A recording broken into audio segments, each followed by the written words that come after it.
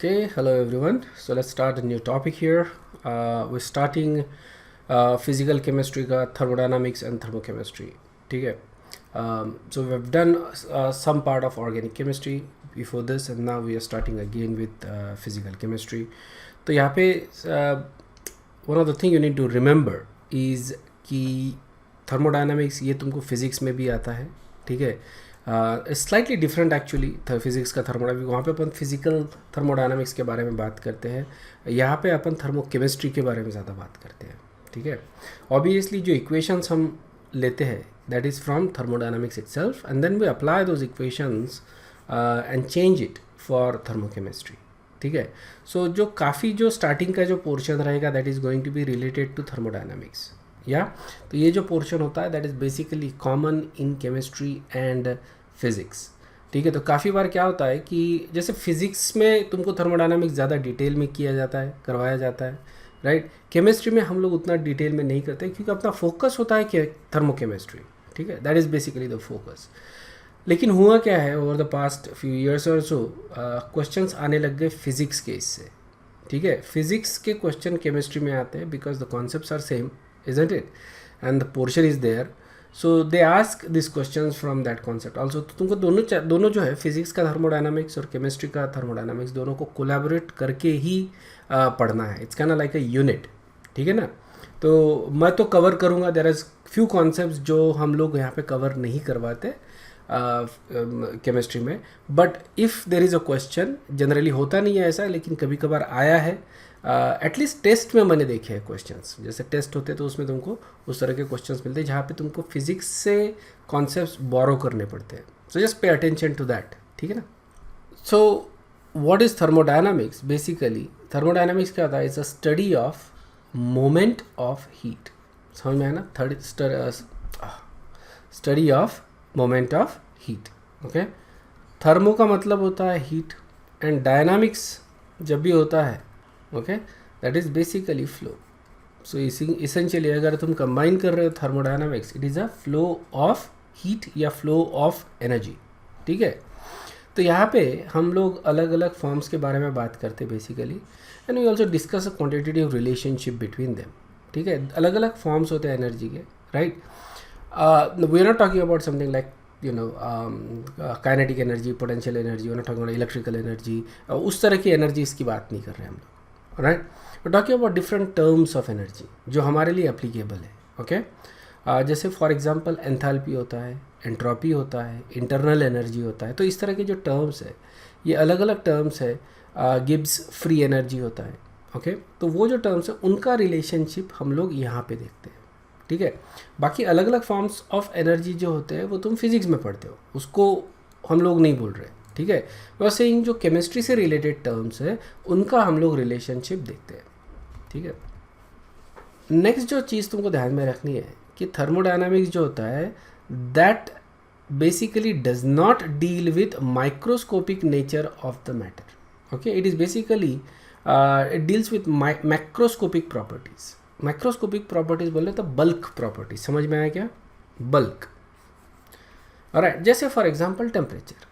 Temperature एक molecule का हो सकता है क्या? नहीं ना. एक एटम का नहीं हो सकता, इजंट इट.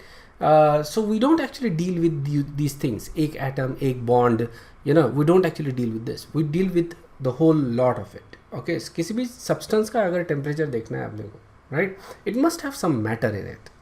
राइट. जैसे ये रूम में there has to have bunch of gas in it. इसको अपन बोल रहे हैं bulk property. So you have volume, you have temperature, you have pressure. This is all basically comes down to bulk property, जिसको अपन macroscopic properties बोल रहे हैं. ठीक है. सो थर्मोडायनामिक जो डील करता है that is deals with bulk property. We don't care about macroscopic nature. समझ में आया ना.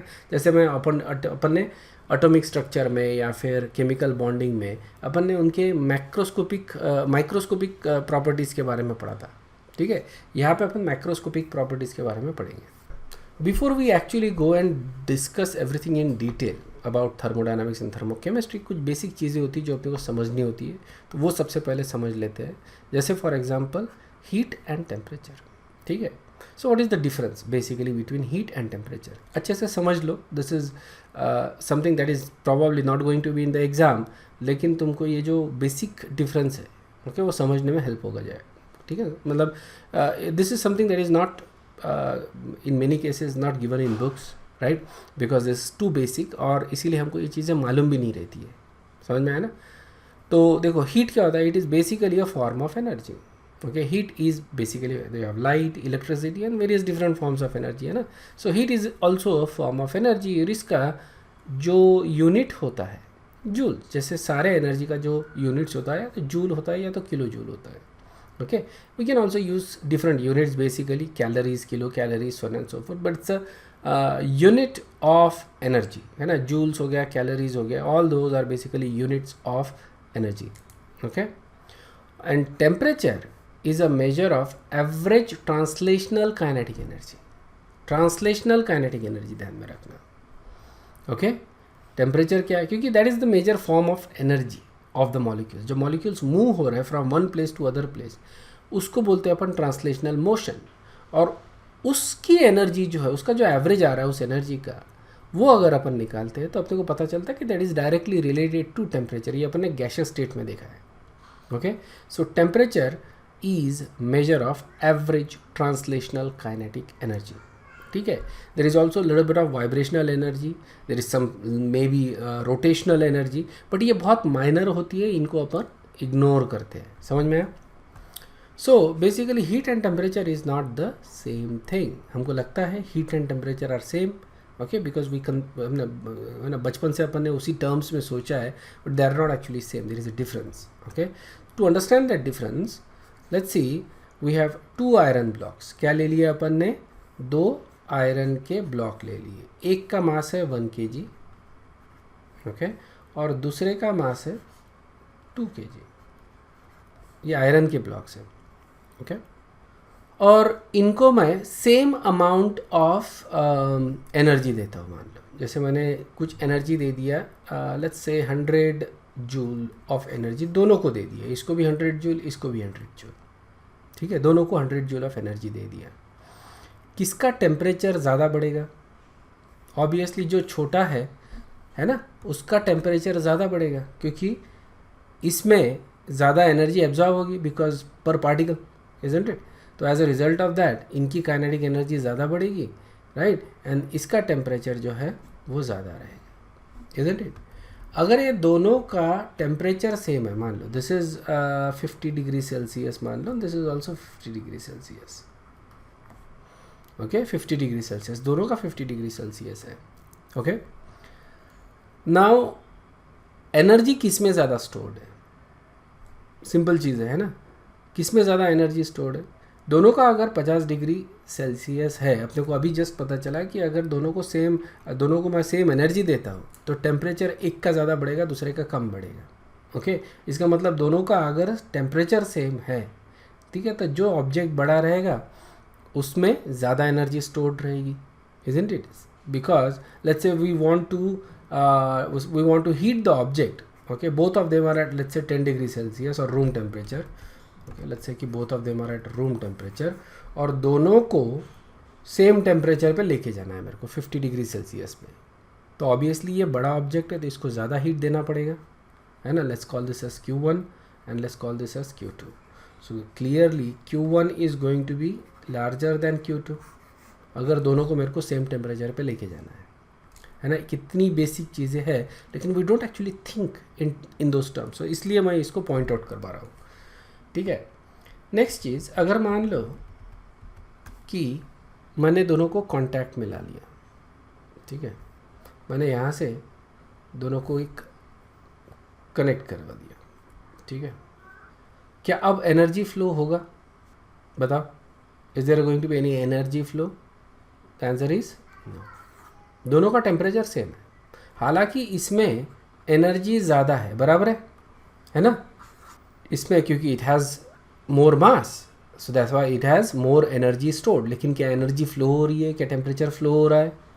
नहीं, because these two objects are at thermal equilibrium, तो दोनों में एनर्जी फ्लो नहीं होगा, ठीक है?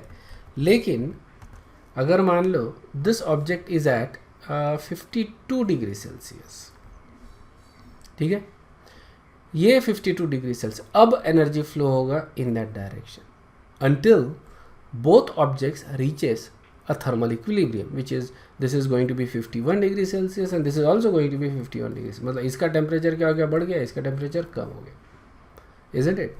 Exactly opposite होगा when this is at higher temperature. Let's say this is at 52 degree Celsius. तो अब एनर्जी फ्लो इस डायरेक्शन में होगा. It doesn't really matter कि किस में एनर्जी ज़्यादा स्टोर्ड है. ऑब्वियसली एनर्जी यहाँ पे ज़्यादा स्टोर्ड है, इसके बावजूद एनर्जी इधर फ्लो होगा, है ना, हीट इधर फ्लो होगी. So basically what you saying is heat. What is heat? Heat is a flow of energy, isn't it? Heat हमको तभी फील होता है when there is a temperature difference, otherwise we don't feel heat. ठीक है ना? अगर कोई object गर्म है या ठंडा है तो हमको पता चलेगा, लेकिन अगर वो सेम टेम्परेचर पे है तो हमको फील ही नहीं होगा. क्लियर है?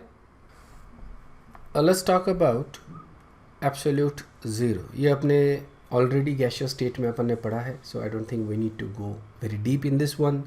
Okay, there are different scales for measuring the temperature. Celsius है, फ़ारेनहाइट है, रैंकिन है. Okay, we don't even use Rankine basically. Celsius almost हर जगह यूज़ किया जाता है एक्सेप्ट अमेरिका. ऑलराइट, फ़ारेनहाइट ये नॉर्थ अमेरिका बेसिकली, मतलब यूएस कनाडा इधर Fahrenheit use. I don't know if Canada में Fahrenheit, but I think US और कनाडा में फ़ारेनहाइट यूज़ किया जाता है, और बाकी दुनिया में सेल्सियस यूज़ किया जाता है. ठीक है, और हमको मालूम है, we just know everything about temperature. इसको सिर्फ एक बार रिव्यू कर लेते हैं. ठीक है, हम लोग -100 डिग्री सेल्सियस की देखते हैं very commonly, but can we see -200, -500, या फिर कितना लो अपन जा सकते हैं टेम्परेचर में? Can we be infinitely negative? पहले ऐसे ही लगता था कि you can go temperature infinitely negative, right? You can just lower the temperature as much as you want, ऐसा लोगों को लगता था. Okay, but there was no physical meaning to it. और हमने देखा कि then you have Charles law, और चार्ल्स लॉ के बेसिस के ऊपर we come up with the factor कि there is a limit to the lower temperature. Okay, so obviously 200 degree Celsius negative is possible, लेकिन 500 is not possible. ठीक है, ये हम लोग चार्ल्स लॉ से बता सकते थे. Okay, we have ideal gas equation PV is equal to nRT. ठीक है, and then we'll try to understand from a slightly different point of view using this ideal gas equation कि what actually means about the absolute zero. ठीक है, absolute zero जो temperature है उसका मतलब क्या बन सकता है, उसको समझने की कोशिश करते हैं बेसिकली. रखे, we know that -273 degree Celsius is the lowest temperature possible, right? But again we lot of students they can't understand why. Okay, वो एक क्रूशियल पार्ट है अंडरस्टैंडिंग में कि वो अपने को समझ में नहीं आता why that is the lowest temperature. So हमको मालूम है प्रेशर और volume, okay, from PV is equal to nRT. PV का डायरेक्ट रिलेशनशिप आता है टेम्परेचर के साथ. Okay, for a fixed quantity of gas, pressure और वॉल्यूम का product is directly related to temperature. Temperature बढ़ाएंगे तो PV बढ़ेगा, टेम्परेचर कम करेंगे तो PV कम होगा, ये अपने को मालूम है. Okay, so we can use this. Okay, so we can use this ideal gas equation. ठीक है, PV is equal to nRT. Okay, ये अपने को मालूम है, this is ideal gas equation. So we can use this as a major of temperature as long as the conditions are ideal. और हमको मालूम है आइडियल कंडीशंस कब होती है? लो प्रेशर हाई वॉल्यूम, या फिर लो प्रेशर हाई टेम्परेचर, बराबर है? या फिर टेम्परेचर हाई लेने के बजाय we can also say high volume. Okay, so basically low pressure high volume बोले तो बड़ा सा कंटेनर और उसमें कुछ गैस पार्टिकल्स है. What does it mean to say that PV is equal to zero? Okay, pressure volume का product is zero. अगर हम लोग ये मान लेते हैं कि the product of pressure and volume is zero, so either P is zero और V इज ज़ीरो, बराबर है? P ज़ीरो का मतलब क्या है? There is no pressure exerted by the gas, isn't it? इसका मतलब there is no gas molecules that are moving. Okay, pressure zero का मतलब क्या हो जाएगा कि there is no gas, or basically there is a matter but it's not in a gaseous state, so as a result of that it is not exerting any pressure. इसका मतलब क्या हो जाएगा कि translational kinetic energy is also zero. There is no moment, isn't it? There may be vibrational motion, there may be there may be a rotational motion, but not translational motion, isn't it? So that is basically when you say pressure is equal to zero, we're saying कि the molecules are not moving from one place to another place like the way gases does. ठीक है? Volume is equal to zero. It doesn't actually have a meaning, isn't it? Volume is equal to zero means कि there is no gas. Okay, there is nothing, isn't it? So that's basically the volume is equal to zero. There is nothing in there. Okay. So obviously ये possible ही नहीं है, तो when P V is equal to zero अपन बोल रहे हैं तो pressure has to be zero, isn't it? अब pressure has to be zero and we are saying कि there is no translational kinetic energy, only then the pressure can be zero. Since the molecule is not moving, तो हम क्या बोलेंगे? Temperature is also zero. समझ में आया क्या कोरिलेशनशिप?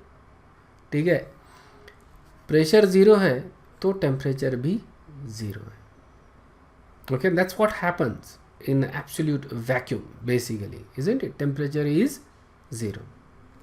What does it mean when the pressure and volume is less than zero? मतलब negative है. ठीक है, अब अपने को समझ में आ गया कि when product of pressure and volume is zero, what it means कि pressure is zero. Okay, volume तो ज़ीरो बोलने का कोई मतलब ही नहीं है basically, because there is nothing in there, so there is no को relationship. But what about negative? Pressure and volume इसका जो प्रोडक्ट है, कैन इट बी नेगेटिव? तुम अगर सोचते हो तो simply not possible, isn't it? You can not have a product and volume का जो प्रोडक्ट है, okay, that can not be negative. Okay, क्योंकि pressure can not be negative और volume can not be negative. Neither one of these term can be negative. Both of them has to be positive. तो इसका मतलब क्या हो गया? जो zero अपना टेम्परेचर है इन केल्विन, उससे नीचे का temperature is simply not possible. You can not have pressure as negative और वॉल्यूम एज नेगेटिव. समझ में आया क्या? प्रेशर नेगेटिव, नेगेटिव प्रेशर कब होगा? Basically when there are two pressures, alright, and you are taking out pressure difference. ठीक है ना? कि तुम डेल्टा पी निकाल रहे हो, P2 माइनस P1 कर रहे हो, उस केस में तुम बोल सकते हो नेगेटिव प्रेशर. ठीक है? Okay, that is the pressure difference is negative. लेकिन एब्सोल्यूट जो वैल्यूज़ है P1 और P2 की, क्या ये नेगेटिव हो सकती है क्या? Pressure can not be negative, isn't it? Okay, pressure can not be negative. Okay, so PV can not be less than zero and therefore T can not be less than zero. So absolute zero is the lowest temperature possible. Okay, simply because that's the logical thing. It's just not possible. Okay, हम लोग सोचते नहीं है. We try to think in terms of equation. This is a very simple logical deduction. Okay, क्योंकि pressure negative नहीं हो सकता, volume negative नहीं हो सकता, तो दोनों का प्रोडक्ट जो है वो नेगेटिव कभी भी नहीं हो सकता. Okay, the next point is basically that, ठीक है, मतलब P V can equal to zero, that means T can equal to zero. तो क्या एब्सोल्यूट टेम्परेचर अपन अचीव कर सकते हैं? No, right? Because again to get that absolute temperature you need this situation, right? Product of pressure and volume should be zero, which is again not possible, isn't it? So we can not achieve absolute zero. ठीक है, ये मैंने तुमको इसके पहले ही बताया कि absolute zero it's not because कि हमारी टेक्नोलॉजी लिमिटेड है, that is the limitation of thermodynamics. Absolute zero तुम कभी भी अचीव नहीं कर सकते. ठीक है, उसके बहुत नज़दीक जा सकते हो, which is something we have already done. Okay, we have done very close, we are gone very close to zero. So I don't know exactly how close to zero it's, I don't remember. कुछ I think like last year और so मैंने देखा था, it was like 0.00 something. Okay, वहाँ तक अपन we have done that, we have achieve that temperature basically. And even at that temperature, we see quantum behavior of the particles. We don't know exactly what happens if you achieve that 0 Kelvin. ये जब होगा तो क्या होता है, we don't know because that temperature does not exist. Okay, so we use an idea of extrapolation to calculate that. Okay, ये Charles law का ही graph है basically. you have pressure and we have temperature. Okay, and you can extrapolate, है ना, extrapolate जैसे जैसे temperature कम करेंगे pressure decrease होगा, and then you can extrapolate up to 0. Understood है. सो ये अपन ने ग्राफ ऑलरेडी दिखा है गैसियस स्टेट में. ठीक है, यहाँ तक सब कुछ समझ में आ गया. Any doubt? नेक्स्ट जो चीज़ अपन देख रहे हैं that is basically the zeroth law of thermodynamics. Okay, सबसे पहले तो why zeroth law, why not first law? ठीक है ना, लॉजिकल क्वेश्चन है, right? Why would somebody call it a zeroth law of thermodynamics, isn't it? ये हुआ ऐसे कि सबसे पहले तो फर्स्ट लॉ आया है.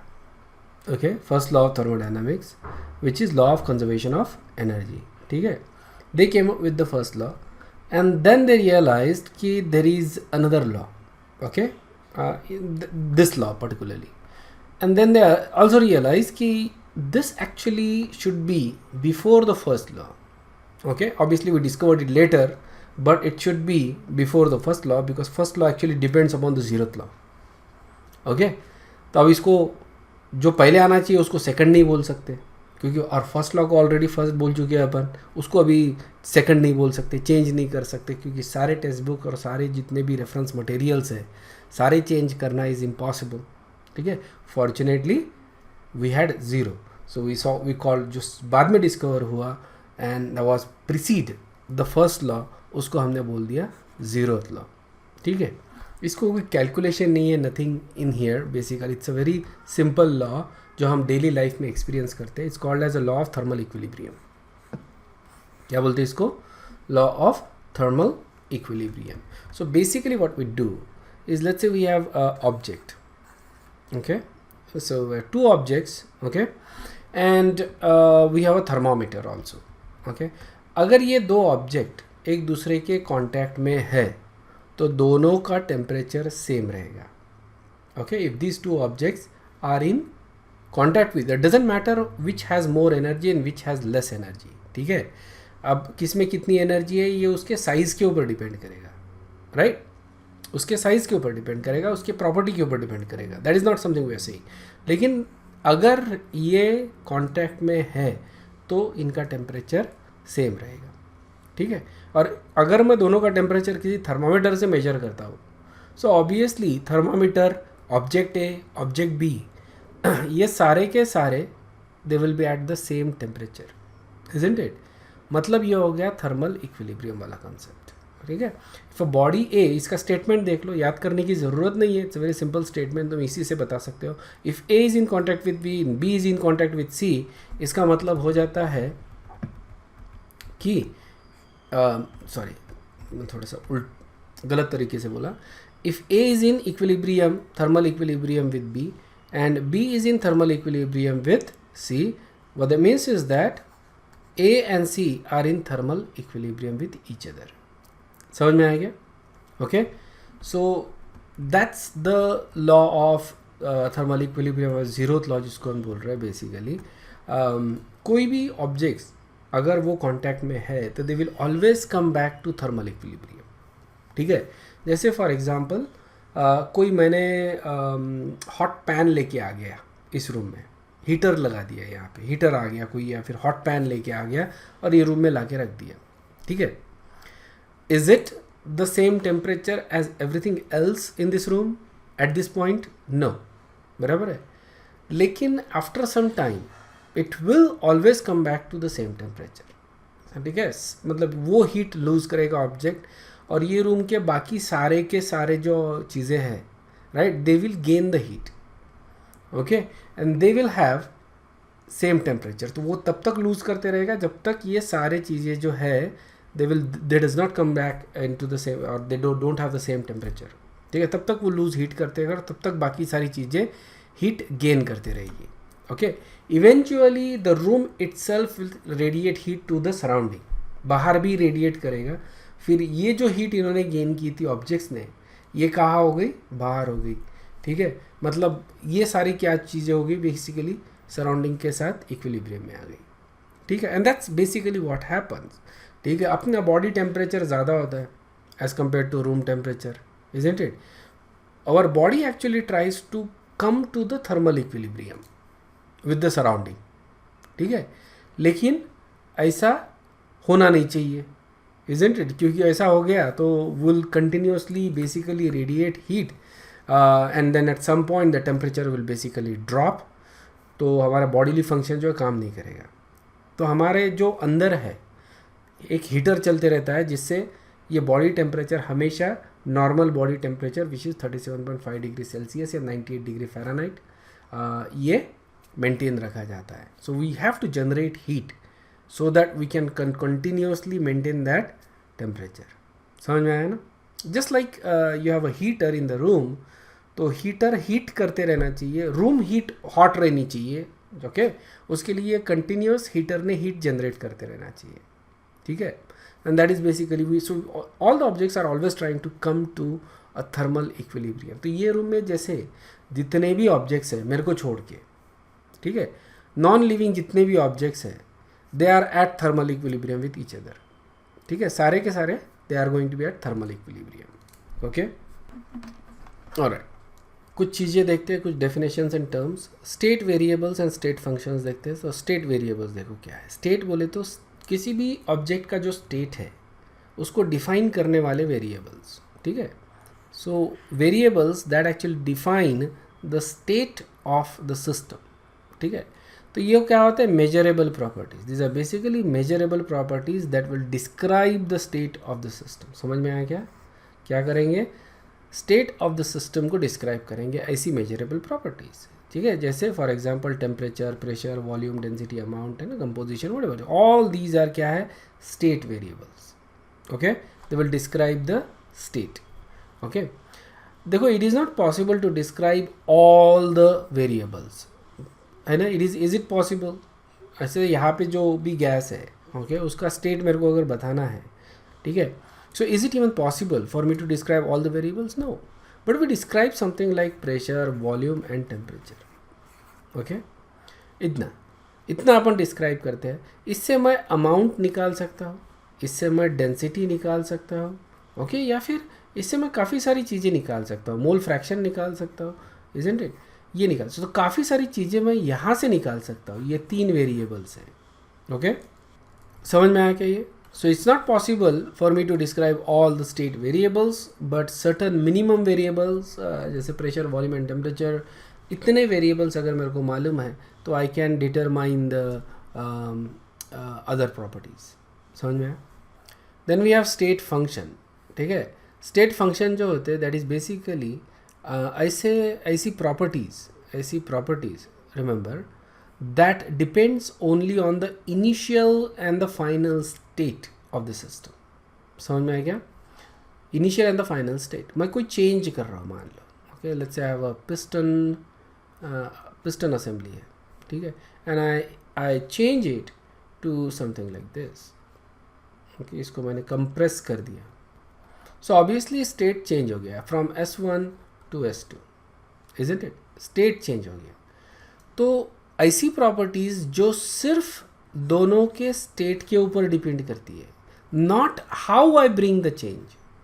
ठीक है, मतलब let's say there is a path A and let's say there is path B.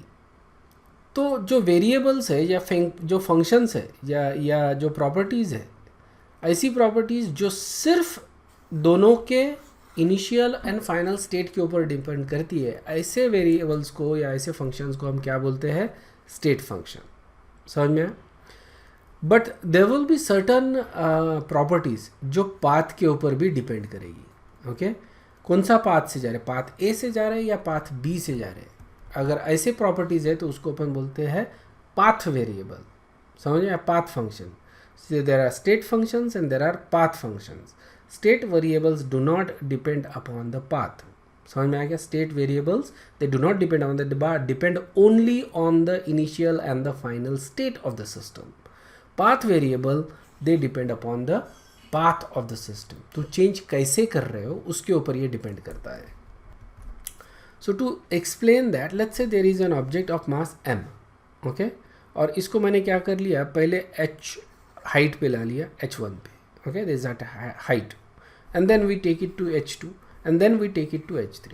और ये मैं दो अलग अलग तरीके से कर सकते हैं, different ways of doing it, isn't it? जो पोटेंशियल डिफरेंस है, okay, at h1 and h3, so potential difference, potential energy होती है mgh, इजंट इट? तो हाइट 1 पे mgh1 रहेगा, हाइट 3 पे mgh3 रहेगा. अगर मैं दोनों का डिफरेंस निकालता हूँ तो ये निकलेगा, पोटेंशियल एनर्जी का difference is equal to mgh और difference in height between 1 and 3. ठीक है? So this is how it is. Okay, let's say I'm at 1 and then I bring it to height 2 and then from height 2 I bring it to height 3. Okay, जो difference है that is between these two functions, isn't it? So delta h is h3 minus h1 and therefore delta potential energy is equal to mg delta h3. ठीक है? कौन से पहले situation के लिए. What about second situation? Second situation में क्या करता हूँ, I take it from h1 to here h2 and then I bring it to h3. ठीक है? जो डिफरेंस है अगेन h1 एंड h2 का, that is the same difference. इसका मतलब पोटेंशियल एनर्जी का डिफरेंस जो रहेगा between h1 and h3 that is also be same.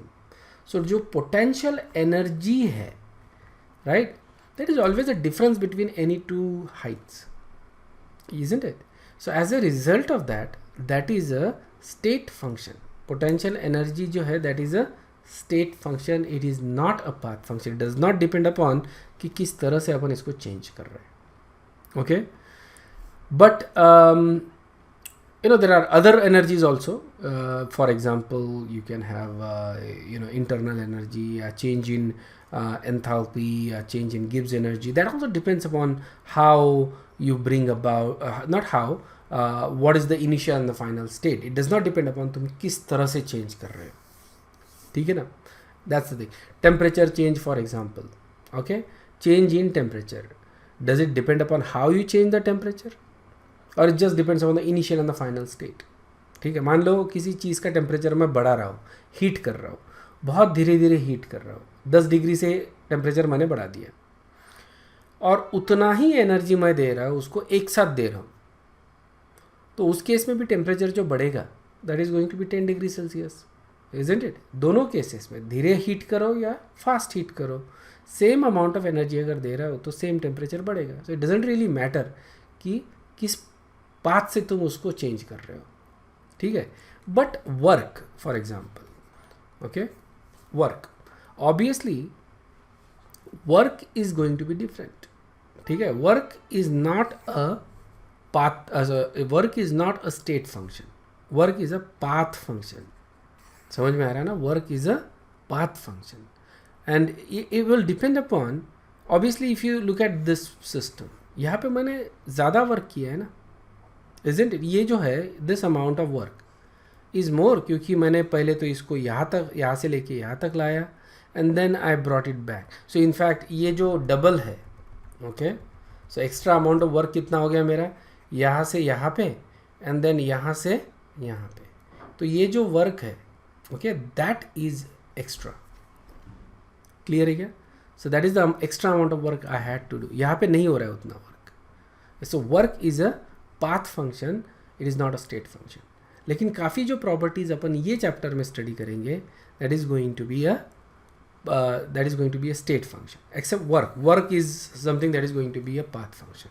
तो ध्यान में रखना, वर्क एक्चुअली डिपेंड्स अपॉन कौन से पाथ से तुम कर रहे हो, कौन से तरीके से कर रहे हो. It's never just the difference between two things.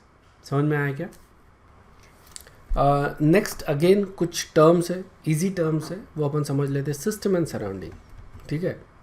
Oops, system and surrounding. तो सिस्टम वो चीज़ होती है जिसको अपन स्टडी कर रहे हैं. Basically that is the system. Okay, so यहाँ पे ये जो दिख रहा है तुमको, that is your system. Okay, इसको अपन स्टडी कर रहे हैं। Okay, so specific portion of the matter under thermodynamic consideration, जिसको अपन स्टडी करें, जिसको अपन ऑब्जर्व कर रहे हैं, उसको बोल रहे हैं अपन सिस्टम। यहाँ पे तुम देख रहे हो कि that is basically the system. ठीक है, दैट इज़ द सिस्टम। ये जो सिस्टम है इसको अपन स्टडी कर रहे हैं, इजंट इट। इसके अलावा जो भी होता है, okay, that is basically a surrounding. So जैसे यहाँ पे this is surrounding, isn't it, everything other than system. Okay, just the immediate portion, everything. Okay, everything other than the system is a surrounding.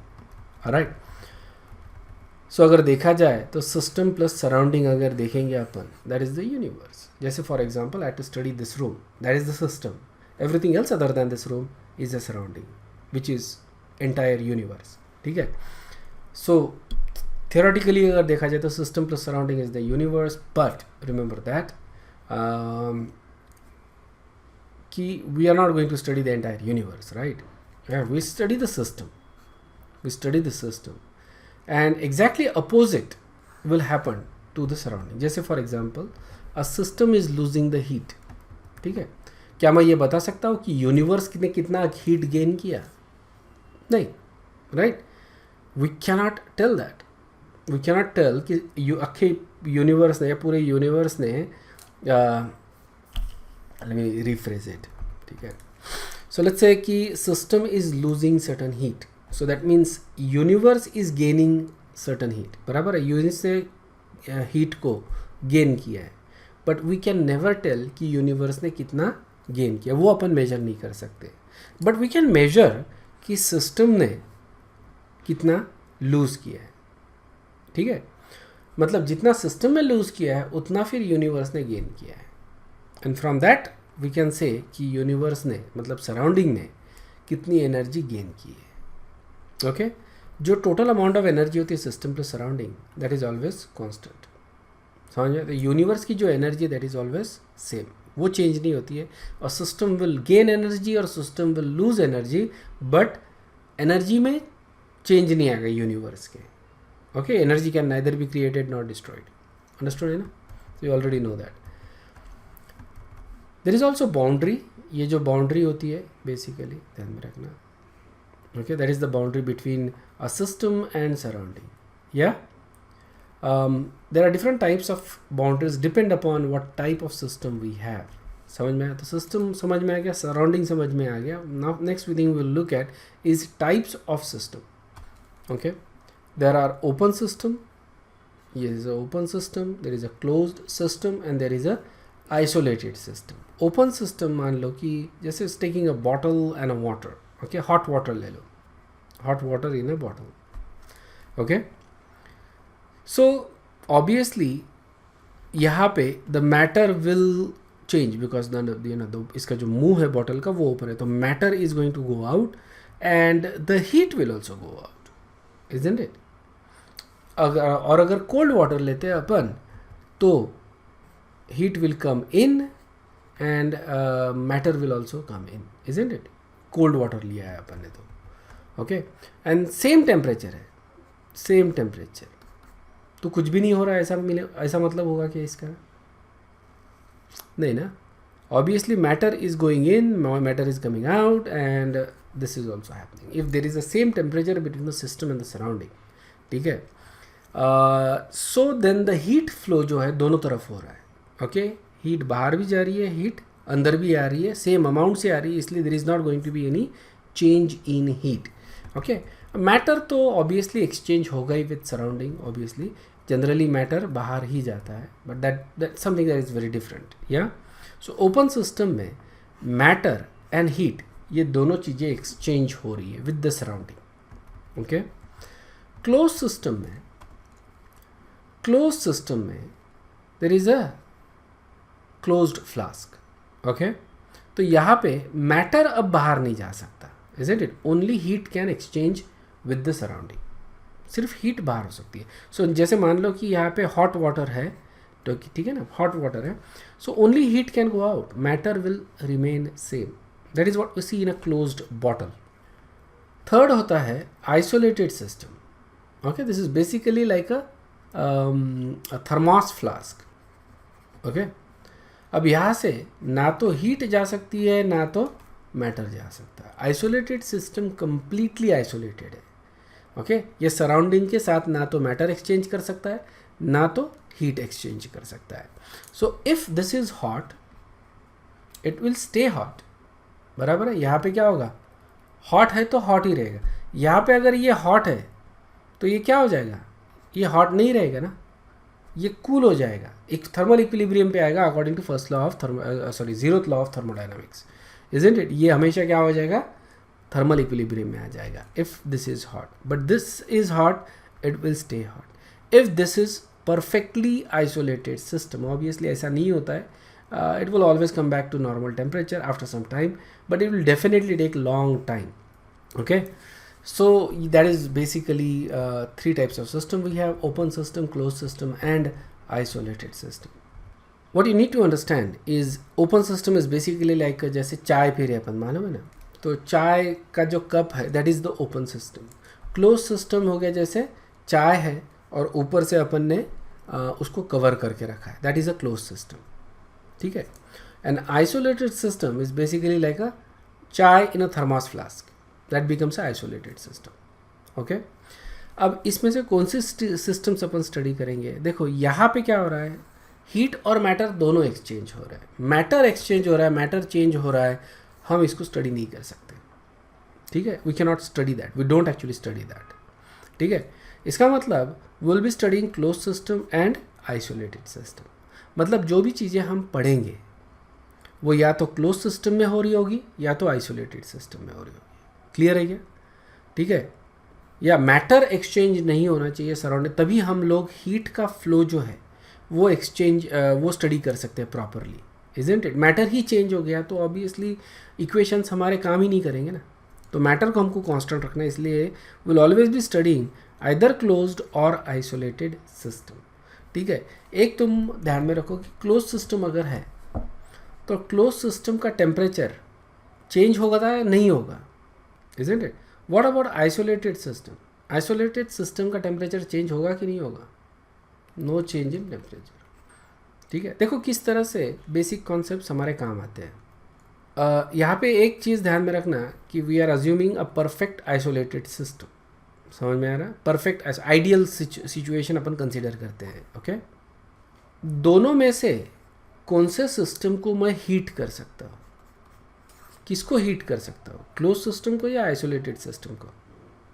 Alright, so obviously heat करना है तो अपन सिर्फ close system को ही heat कर सकते, isolated system को heat नहीं कर सकते, because nothing will go in, isn't it, and nothing will come out in the same way.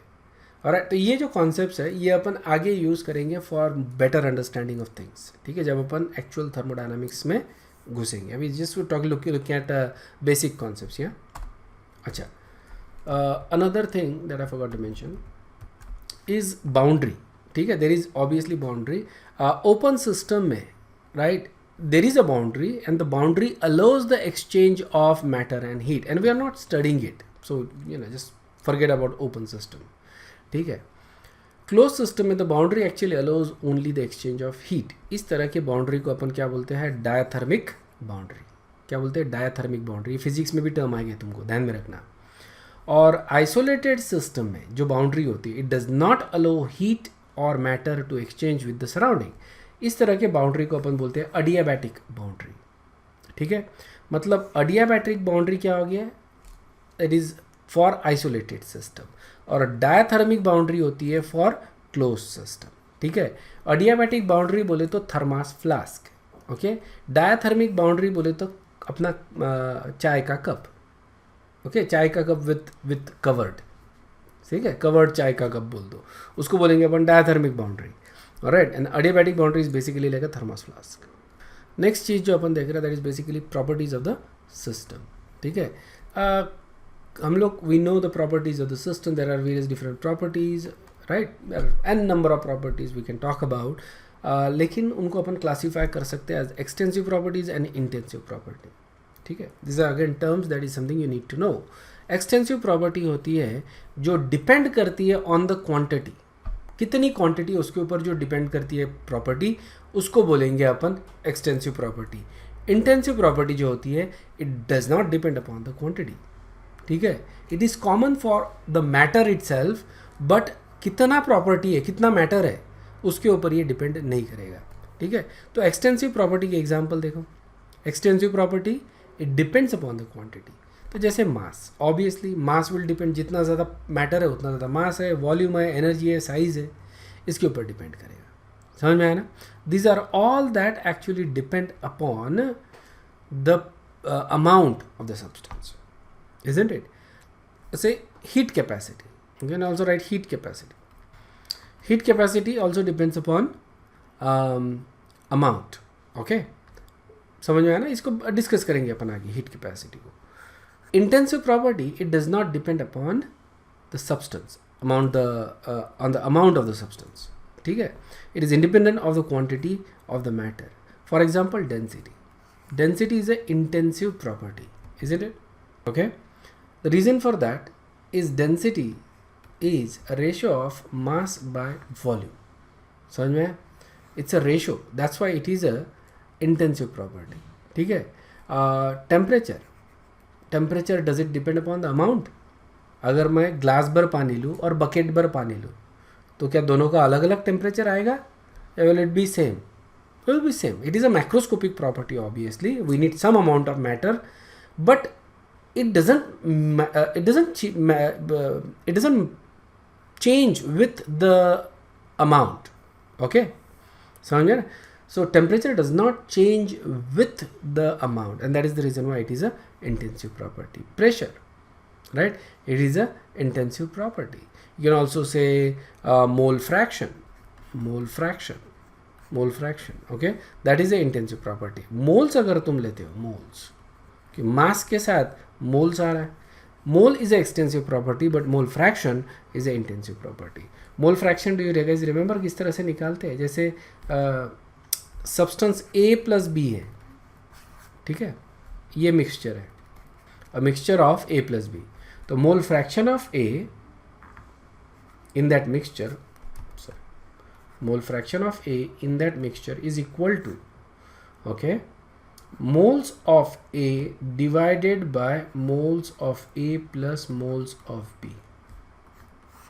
That is the mole fraction of A.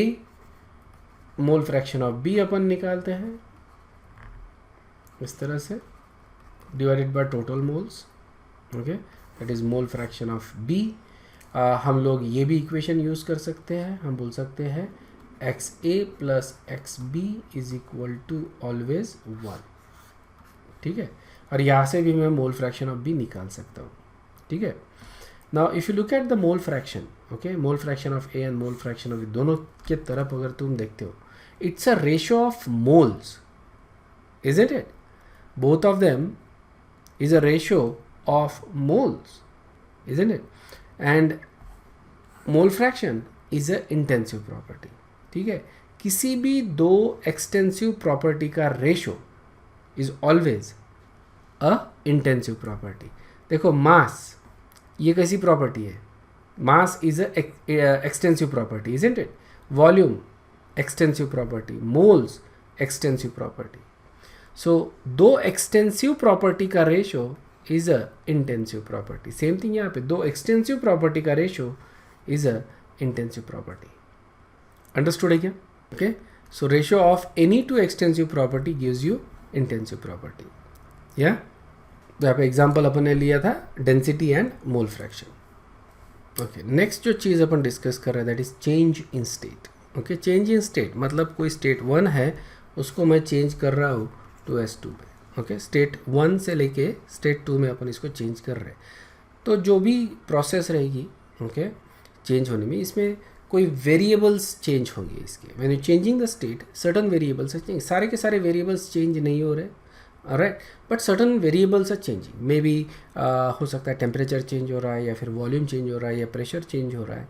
और ऑब्वियसली वी नो कि जैसे अगर प्रेशर चेंज हो रहा है तो हो सकता है उसके साथ में दूसरा कोई एक प्रॉपर्टी चेंज हो रहा है, बट डजेंट मीन कि सारी की सारी प्रॉपर्टीज चेंज हो रही है. Certain properties will change, certain properties will remain constant. ठीक है ना. एग्जाम्पल ले लो, जैसे for example you take fix moles of monoatomic ideal gas. ठीक है, एक कंटेनर ले लिया मैंने पिस्टन के साथ. ठीक है ना.